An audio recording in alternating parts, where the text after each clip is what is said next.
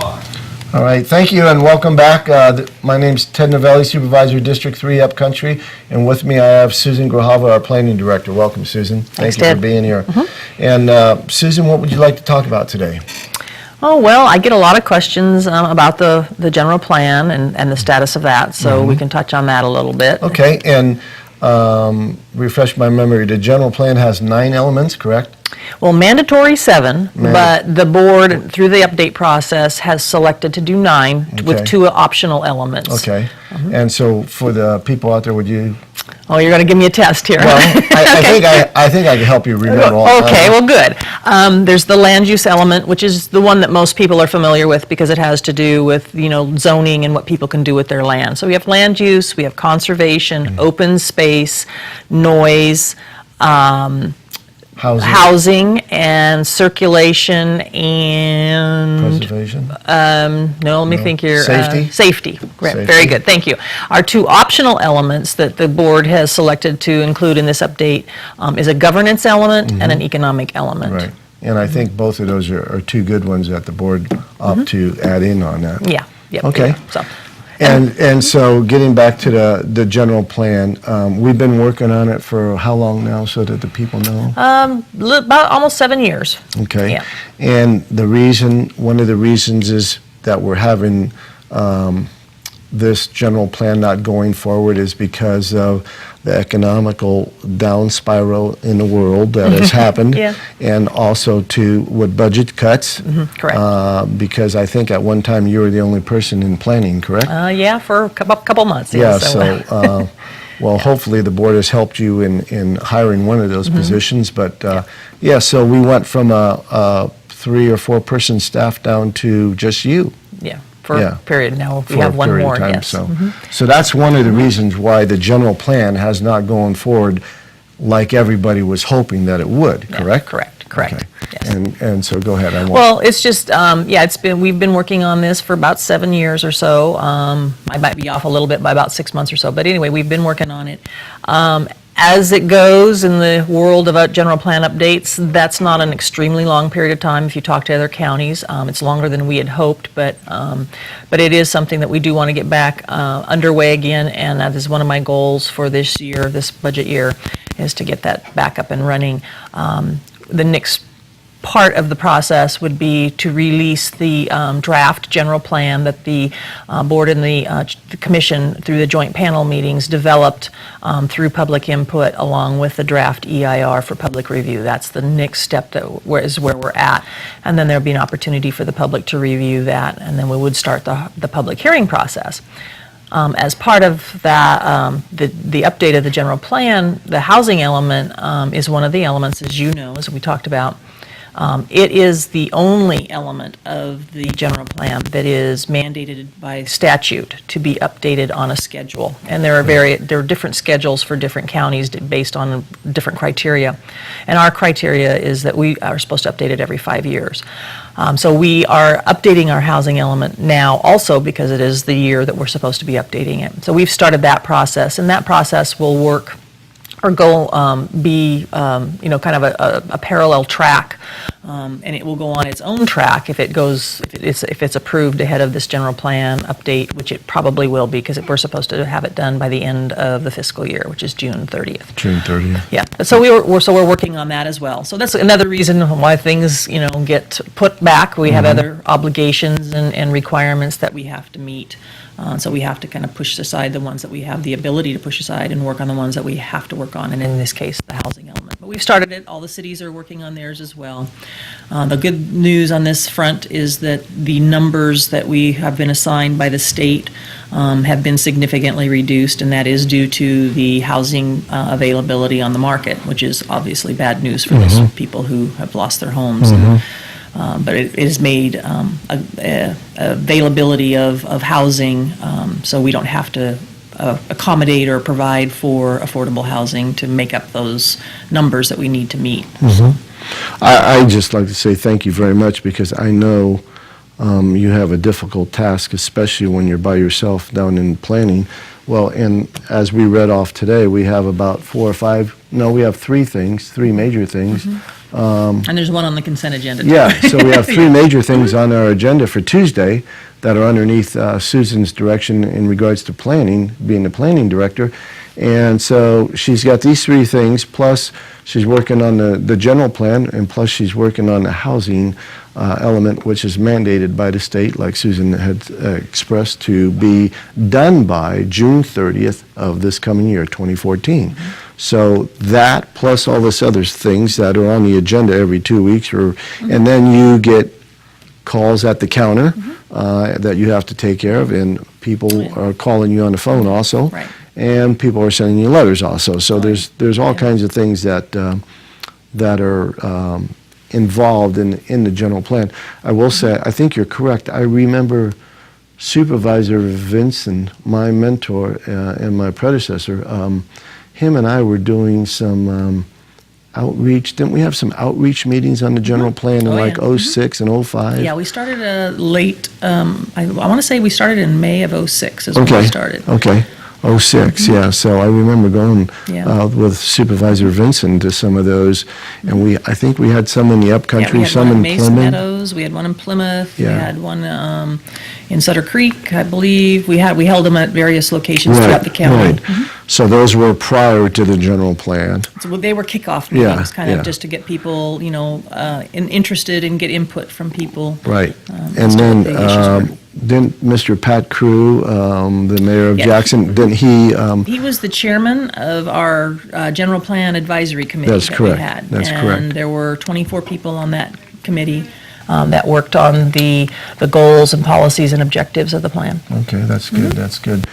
Well, as we both just discussed, there's many things on the general plan that I know you have to do, and I know the board has to do, and we definitely going to need and want the public's input when that time and date comes.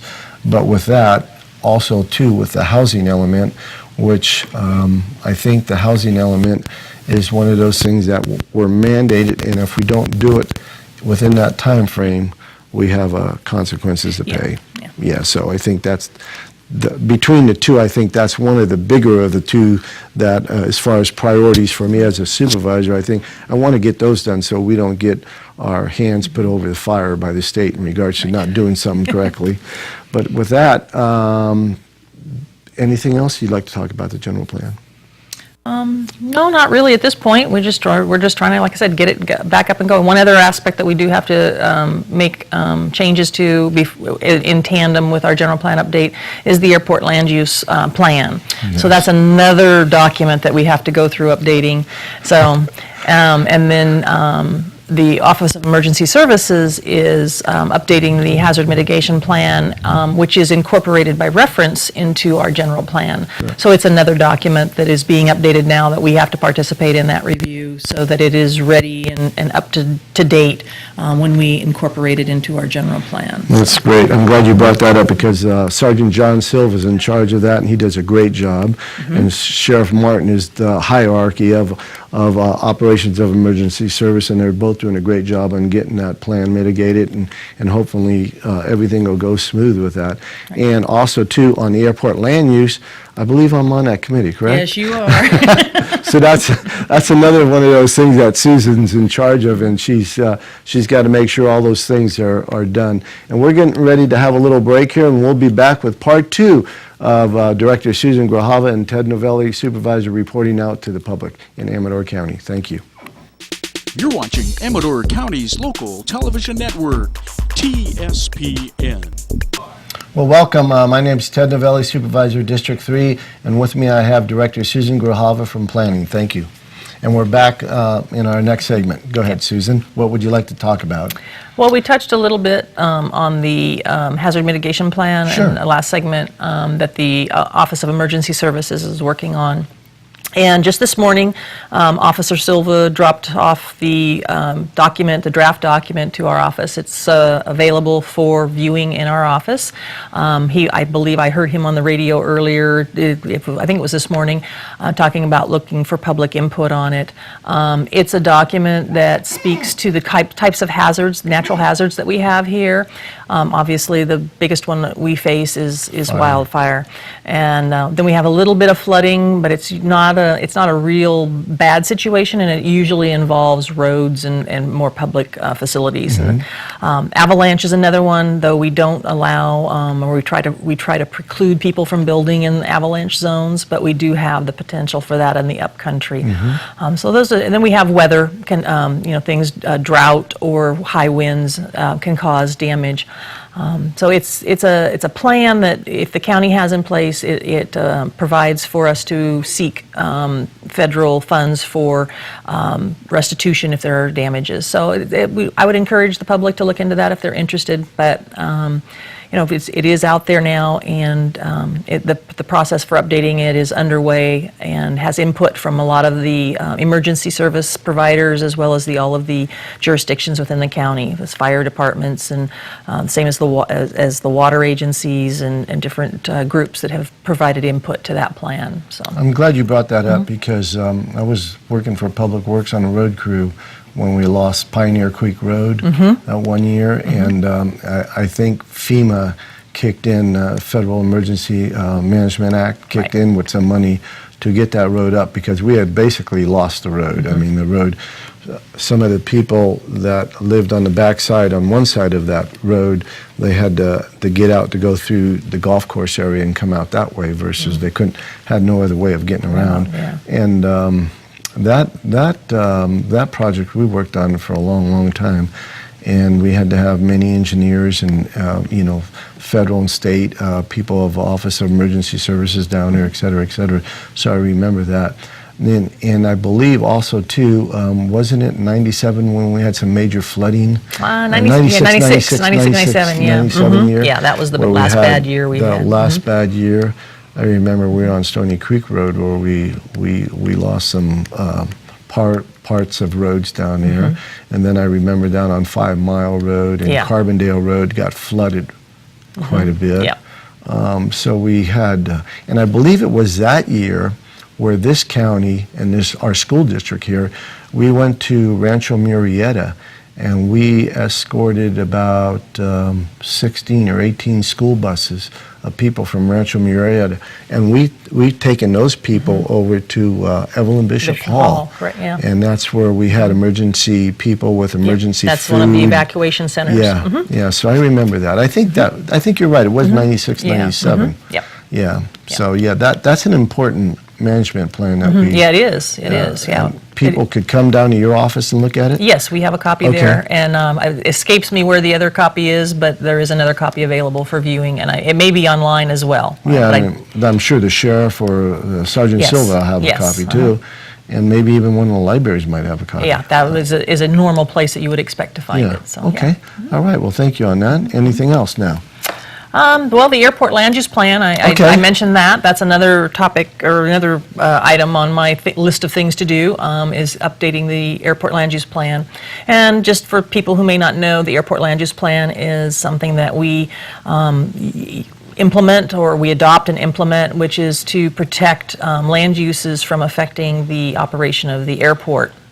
And so it has restrictions or limits the types of uses that can go into certain areas off the ends of the runway called overflight or safety zones.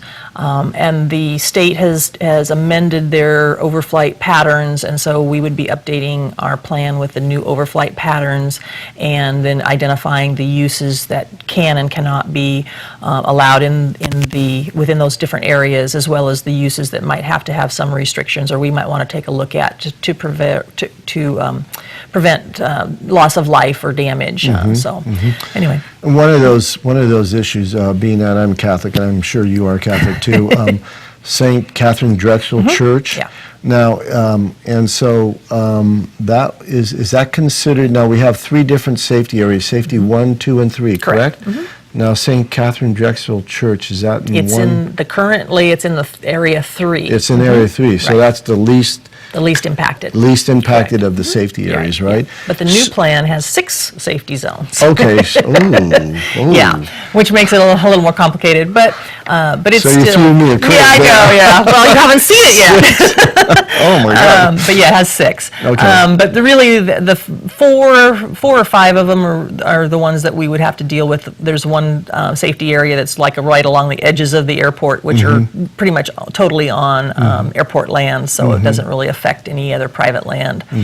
But the church remains in one of the least impacted areas of the safety areas due to its proximity to the side of the airport. So. And then we have an issue also too when Safeway was getting ready to build the gas station. Yeah. And that was one of the issues there, Right. right? It There wasn't was- so much the store, it was the gas station? Correct. Yeah, it was the gas station Yeah, that I created some remember that. concern on the Right. parts of people, and it was just right on the line of the safety area, so Right, it and- wasn't allowed use. Right, and so when you say right on the line, so on that end of the runway, which would be, I guess, the south end of the runway, so we have safety areas 1, 2, and 3 on the south ends of the runway? Yes, Okay. uh-huh. And then on the north end of the runway, we have? Still have 1, 2, and 3 1, on, 2, and yeah, 3. because the takeoff and landing areas on each Right. end have a safety 1 and 2, and then on the sides, or outside that area is safety area 3 at Safety this area time. 3.